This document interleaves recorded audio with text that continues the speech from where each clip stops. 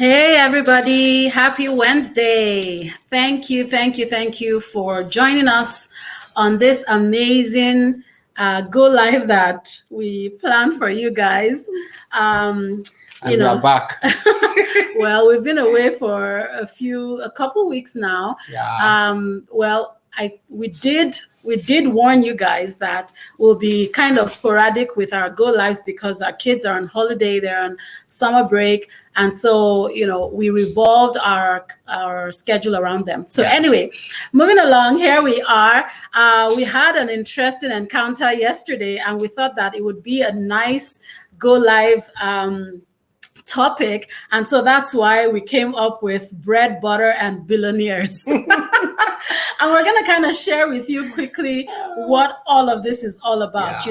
I think it was yesterday, Akin, whether yesterday or 2 days ago, he sent me, it was yesterday, he sent me this article about the Jeff Bezos and Richard Branson and who went to space and stuff. And as soon as he sent me that text, I responded back to him because I did a quick calculation in my head. I was like, okay, if Virgin Galactic is gonna charge us $250,000 per head to go to space and back, that's $500K. So I messaged him back. I was like, yeah, Vision 2025. Yeah, we'll be going to space in 2025.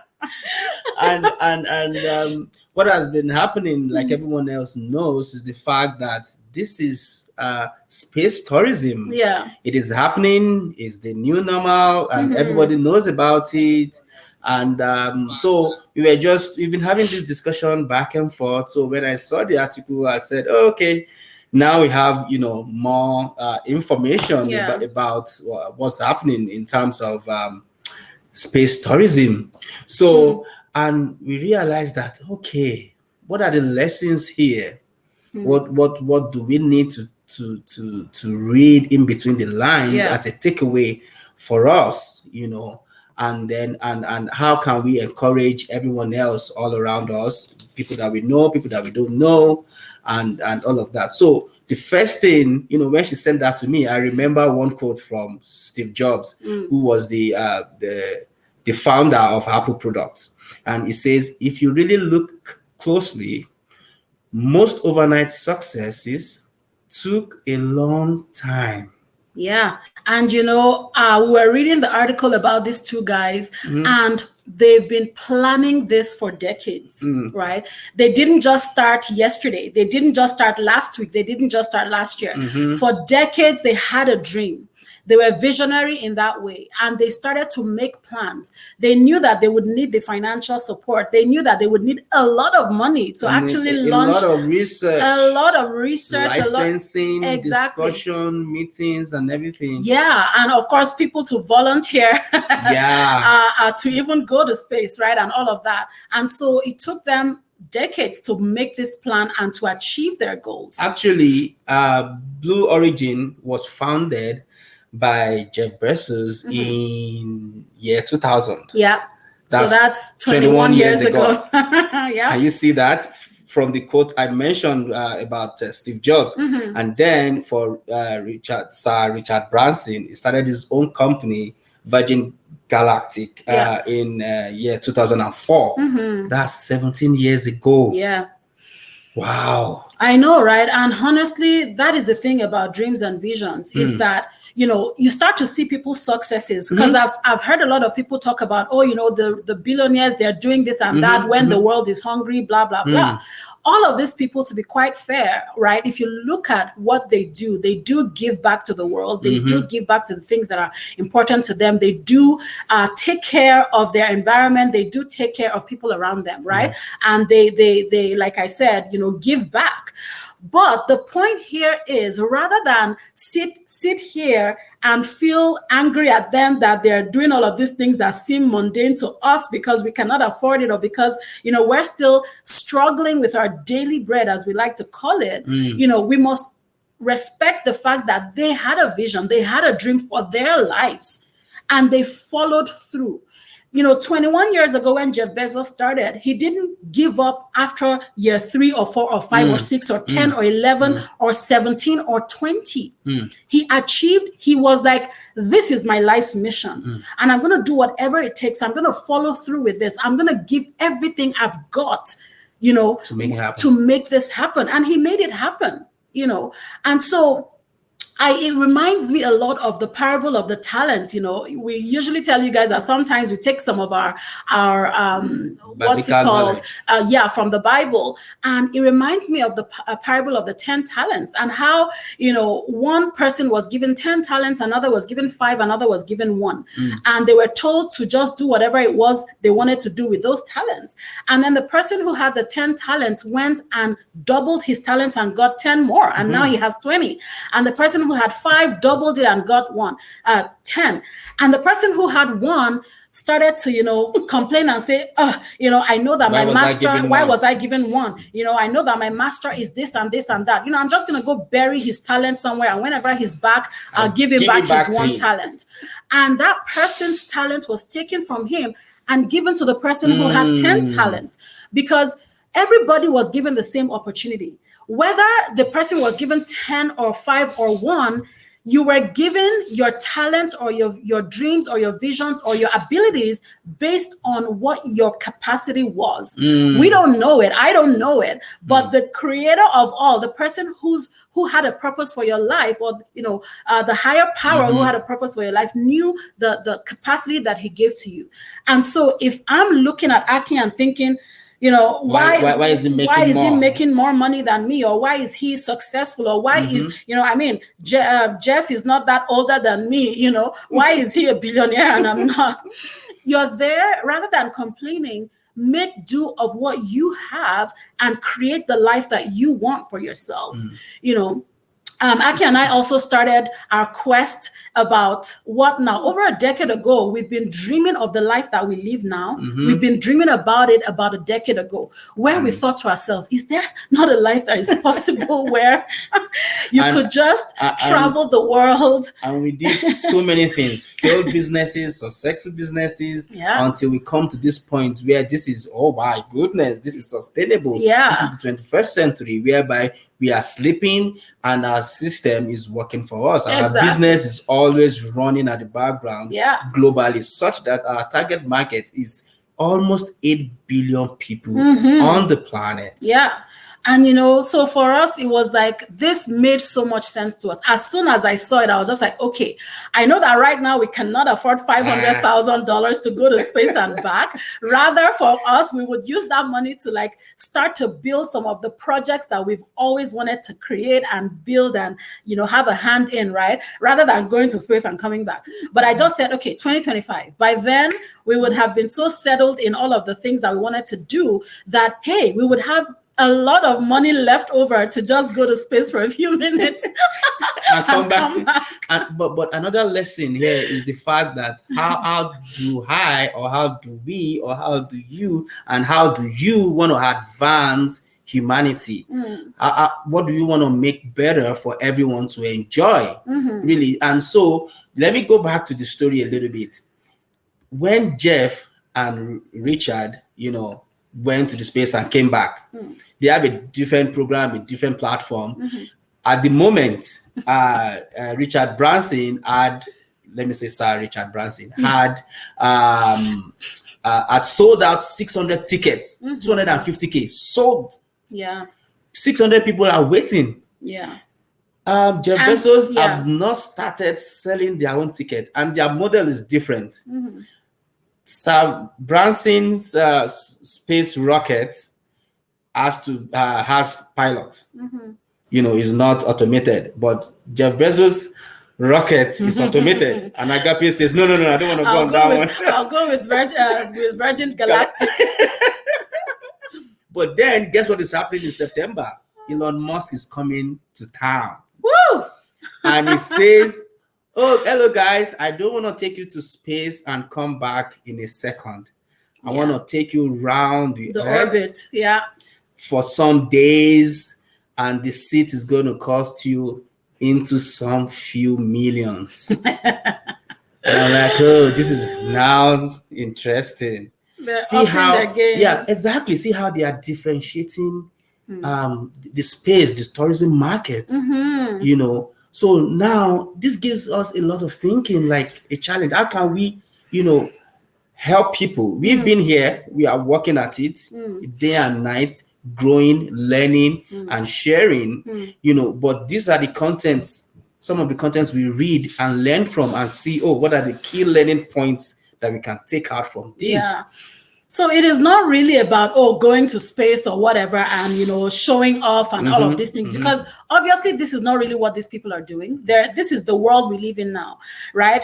You know, for anyone who hasn't caught up with the fact that we're never going back to how life used to be, this is it going forward, right? So, you know, everybody who is lagging right now has to catch up. And so for them, they're already being visionary. They're already thinking about what life will be for us in the next 10 years and what tourism would be like. Because perhaps, who knows, maybe everybody would have gone around the world, like the earth itself, and seen all the beautiful places on the earth. And now people now want to tour, you know, space, and they want to tour how the orbit looks or whatever it is, right? And so that's where people will now, you know, be focusing their attention on. So these are the visionary.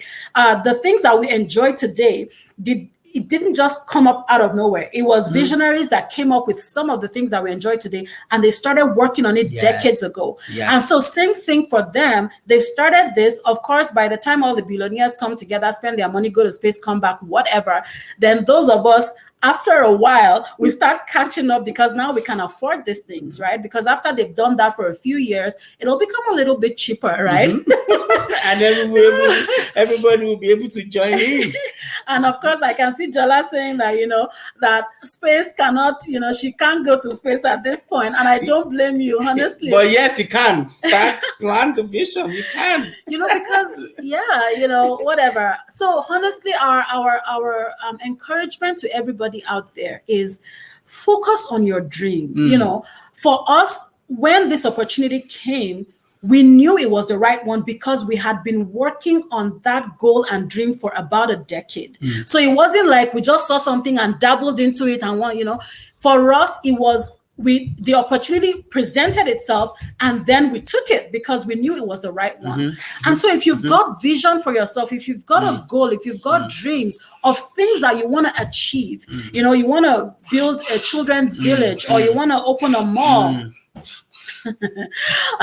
Our son is calling out for attention. You know, or you want to, you know, whatever it is you want to do, it won't just happen to you, right? Because I do have some friends who are just waiting to win the lottery, right? How about if you wait 5, 10, 15 years and you really don't win the lottery? What do you do from today to be able to achieve? It's okay. It's okay. It's okay. Anyway, this is why we don't do go lives in the summer because, you know.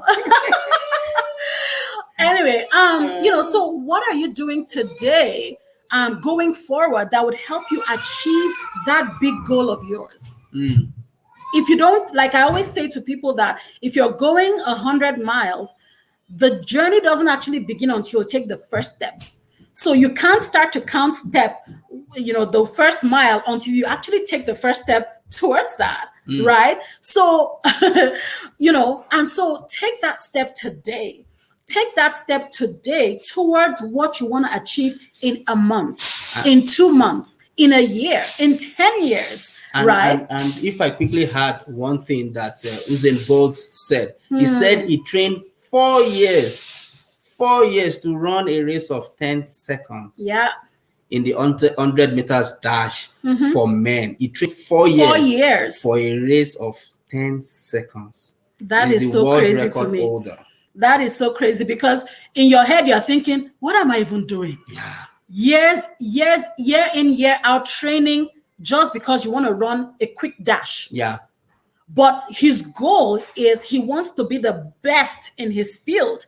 So that's where all this parable of the talent comes in, that it doesn't matter.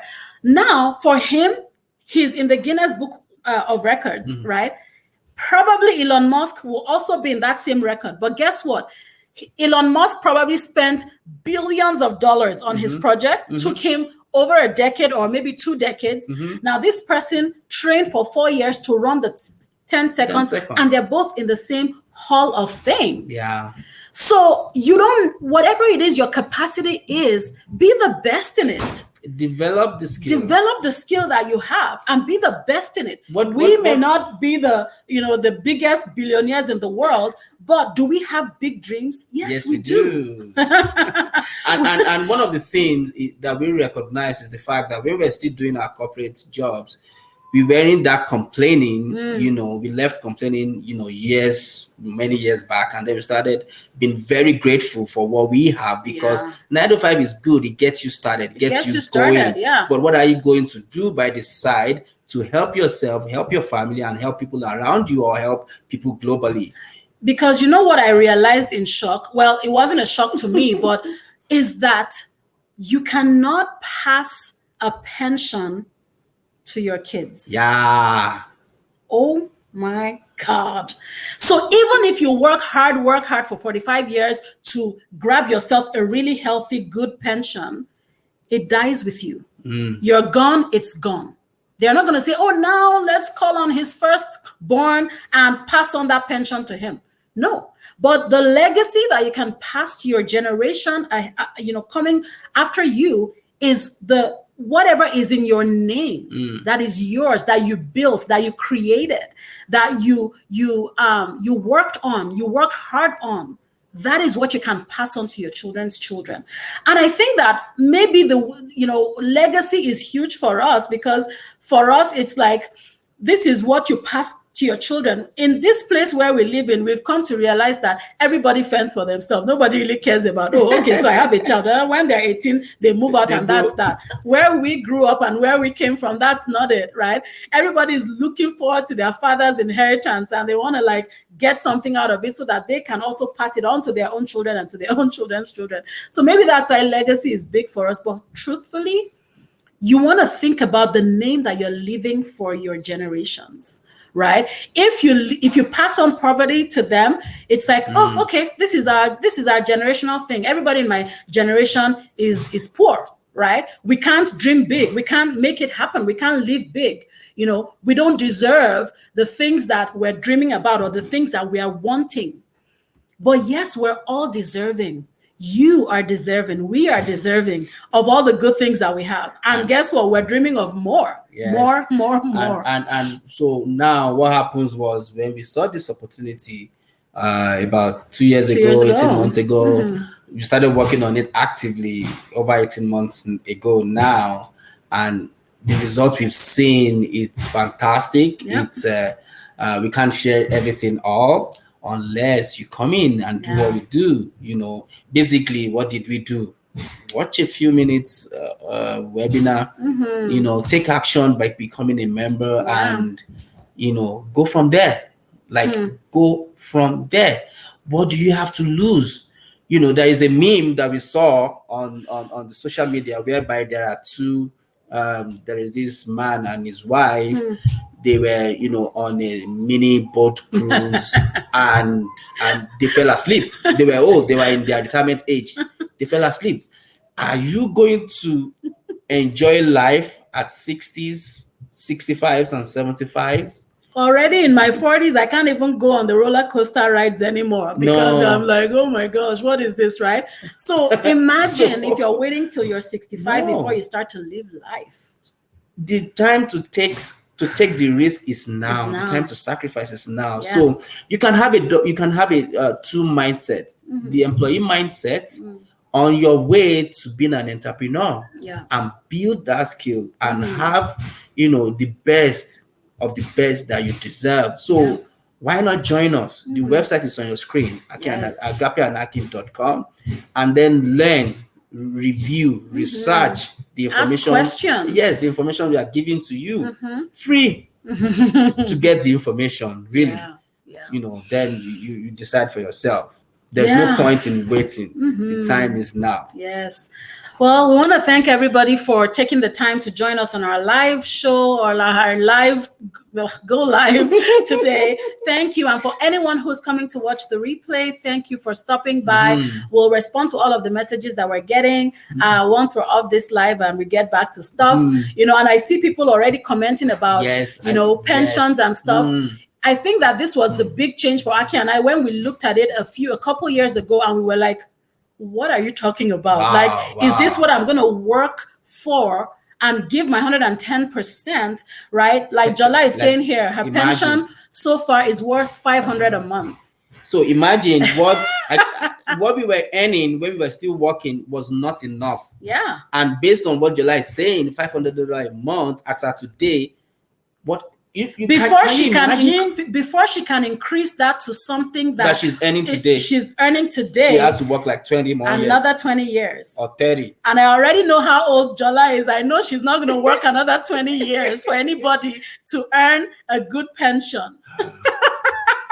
So and you don't want to know the statistics in Canada, like some of the information I read because I love that for anyone who's going to wait for pension, the number, based on the full population of Canada, about 5% or 6% can actually earn a decent retirement income. Out of how many people? The number is so low. It may not be accurate figures, but the number is that low. Yeah, life is good. Life is really good.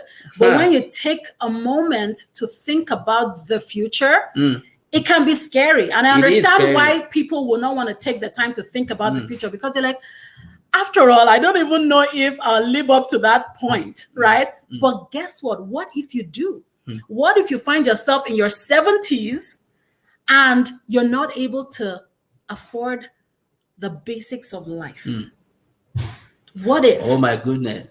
Subil says our pension right now is $729. That is not even half of a monthly rent for a 2-bedroom. Yeah. That's not even half.